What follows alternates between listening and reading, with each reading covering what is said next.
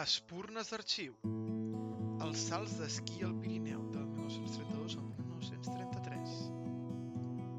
Des de l'any 1953, el dia de Cap d'Any, se celebra una prova mítica, la competició de salts d'esquí a l'estació bavaresa de Garmisch-Partenkirchen, dins l'anomenat torneig dels 4 trampolins.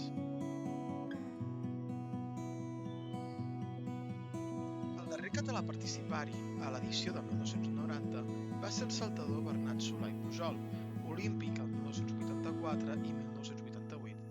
Seu és l'actual rècord nacional, establert al trampolí de Tauplitz, Àustria, amb 141 metres.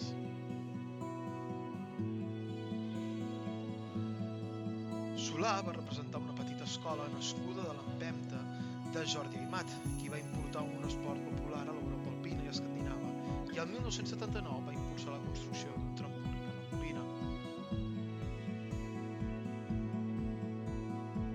Nuri i la Molina comptaven amb petites estructures de salt des de principis de segle, que van donar peu a trampolins als anys 30, els de Font Canaleta a la Molina, al 1928 i 1934, i Nou Creus a Núria l'any 1932.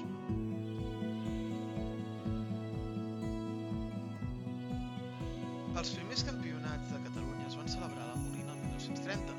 Pels de 1932 s'estrena el trampolí de Nou Creus, impulsat pel Club Alpí Núria, fet d'obra i no de fusta, com era habitual aleshores.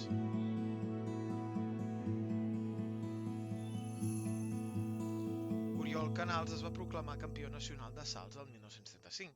L'any següent, amb l'esquiadora Margot Moles, van ser els primers catalans a participar en uns Jocs Olímpics d'hivern, precisament a Garmisch-Partenkirchen.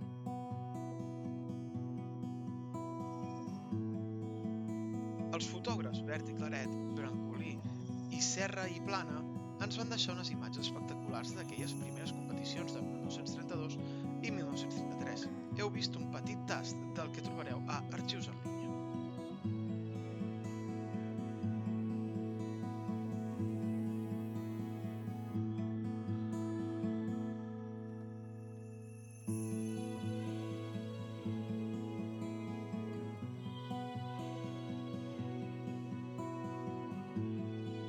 Arxiu Nacional.